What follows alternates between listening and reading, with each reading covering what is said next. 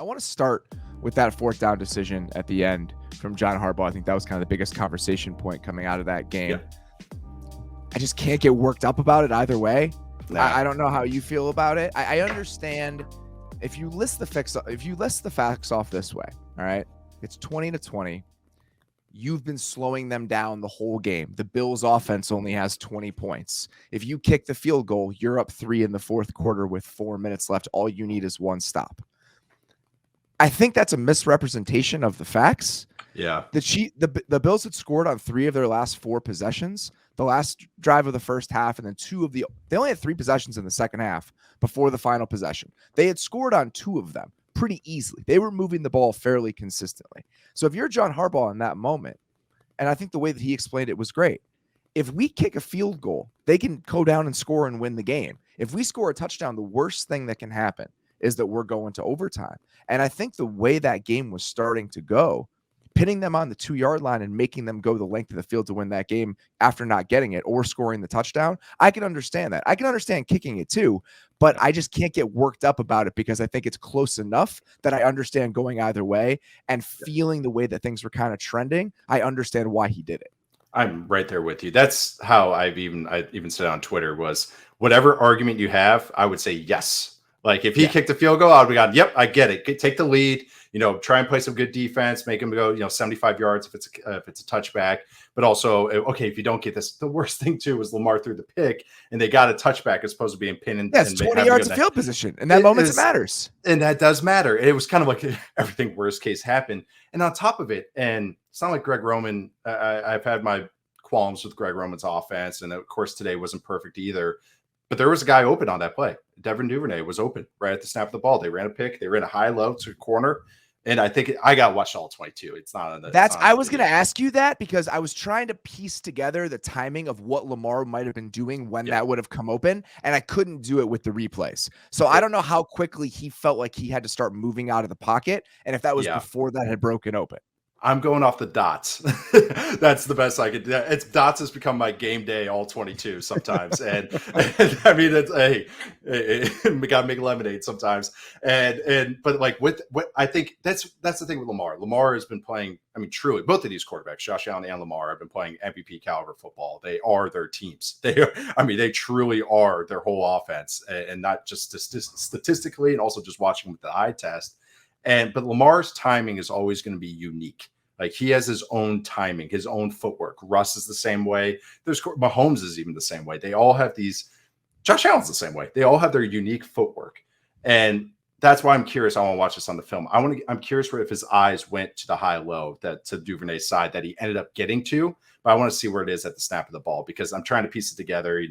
I almost felt like a ref under the booth trying to piece it all together, but I'd be a little more decisive than refs are when they have to look at this stuff. But when you watch this offense, you can see Dobbins injecting some juice in the run game. But it just was one of those, again, they got into a short yard situation and they couldn't punch it home. I mean, they had 4 downs from the 3-yard line, I believe, and they just couldn't get it home. They just kept, they just couldn't get that final step that would have put the game away even before it came to the 4th down. So I understand the argument. Like, that's why I'm not upset with the Harbaugh. You still got to play defense. There's a lot of things that had to go wrong. And that's what it's almost like a plane crash where it's like 15 things have to go wrong. That's kind of what I think the Ravens argument was for it. So I'm not too upset with that decision to do it and be aggressive because it's succeeded for them so many times in the past as well.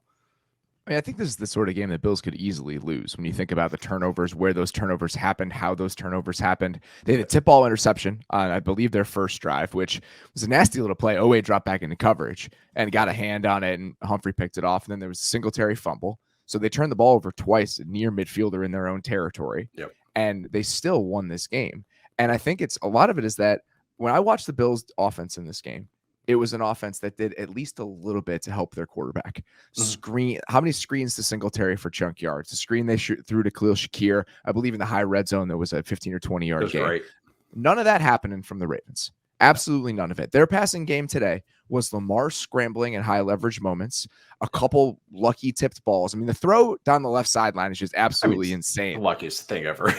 It's absolutely, even getting that off is crazy. I think Von Miller was just blown away by how it was possible. Did you see Von Miller on that play? If we get into a Greg Roman thing here, because they did not chip help Von Miller the first half. And I'm like, what are you guys doing? They kept dropping back, and Von Miller's just going, okay, this is great. I get a clean rush on him. Okay. One more example of how they're not helping Lamar within that offense. Von Yes. Miller on that play moves his body in a way that absolutely makes no sense. And then Lamar gets does. out of it in a way that doesn't make sense. The true one-of-one athletes we've seen in the NFL going at it in that moment. And then he made a couple pinpoint throws. There was that one to Bateman coming over the middle of the field. That was just an absolute missile. He had a couple of those today, but it really felt, again, like this was an all Lamar all the time game. There was some of that from Josh Allen on that last drive, that 2nd and 3 where he had to get away and make a ridiculous play. But I do think that there were a couple more elements to the Bills offense that helped him out. And I also think that the Ravens pass rush, when you're just rushing 4, is not going to take advantage of you the same way the Bills are. So you're not going to see some of those holes the way that you did when the sides were flipped in this game. Right. And that's what the thing with the Bills is, sometimes their first half offense can be very frustrating. And then you see them dropping weight as the game goes along, going, oh, we can't run that. We can't do that. And also some of it's Josh Allen just going, screw it. I got it, guys. Just get out of my way. I got it, which is good. But I totally agree with you. Greg Tomsett from Cover One, they cover the Bills. He had a great stat. The Bills third quarter scoring this year is 44. Their opponents is 0 through 4 weeks. That just speaks to the coach. That's just halftime adjustments and going, hey, we know what we want to run. Hey, we just put all this whole game plan together. We're only running 20% of it, and it works. Helps on their defense when they run the same plays every time. But as far as offense as well, and they had guys step up. Like, Kyrie Ewan played a nice game, even with the injuries and stuff. So he was able to play a nice game. And like you brought up, Khalil Shakir, Stephon Diggs. The chemistry between Josh Allen and Stephon Diggs is so much fun to watch. Just like they just have total faith and trust in each other. So it was just one of those games that you can see two quarterbacks that are magicians and just incredible, but also like where the coaching deficits are, especially on the offensive staffs a little bit. I totally agree. I just think that was one of those moments where they helped him out a little bit more. And in a game where the weather's bad and both teams aren't moving the ball that efficiently, those little bits where you're just lifting your guy up become hugely important. And that's what happened today. And then he made 2 or 3 throws. The one he made to Diggs where he caught it, I don't even know how to describe the way the ball was going into his hands at that angle in the rain. It was a ridiculous catch. And then the one he threw on the corner route to Knox, where they bit hard on the slant to Diggs on the inbreaker, and he saw it on the right sideline. He's going to do that. Over the course of a game, if you let them hang around, he's going to make 3 or 4 throws. And that's exactly what happened today. I'm concerned about the state of the Ravens this season. Ronnie Stanley, when he comes back, hopefully that will help. The pass protection today, I don't think was the biggest issue. I just think that they're asking Lamar to do so much within the structure of their passing game as a scrambler, as a thrower, all of that stuff. They're asking him to do so much as a runner, and their defense isn't playing very well. Every single aspect of the ancillary parts of who this team should be around Lamar Jackson have causes for concern right now. Luckily, most of the AFC North doesn't look very good. It looks really watered down, and I still think that they're going to be competitive in that division. But nothing outside of the way Lamar is playing right now makes me look at this team and think, yeah, they've got that figured out, or they're on their way to getting that figured out. Everything feels very, very unsettled right now with them. Like, what's the Ravens' easy button? Like, what's there? They don't have one. They don't have one. Yeah, there's not even the screen game. I'm glad you brought that up, even with the Bills and stuff. You don't see the Ravens run just like a traditional like swing screen or like a slow developing screen just to stop the defenders pinning their ears back. Even and I get it. This is the argument: is the Lamar's his legs are his own check down, but they'll run like a 5 verts concept. They did it today, and there's just that's fine. The 5 verts is kind of like, okay, 1, 2, 3, ball out. It turns into a whole thing, but make it easy on him. Give him a check down option. Make it so that he doesn't have to do everything. He can do everything. That's why he's Lamar Jackson and former MVP at such a young age. But there's just so much of it where it's like, hey, just take a load off. Like let him throw something that's real.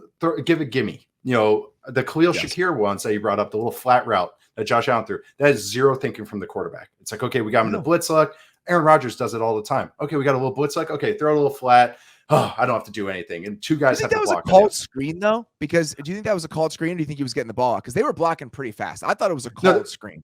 Yeah, no, it's they probably check to it. A lot of offenses now with like double mug looks, they'll check into that. So because the guy has to cover from all the way inside. So that's what I think. But you don't see the Ravens do that. Like you don't see those little gimme throws. It's all hard stuff. It's guys win on one-on-ones or Lamar go do something funny. And it's hard to win that way, even with as good of a player as Lamar Jackson is.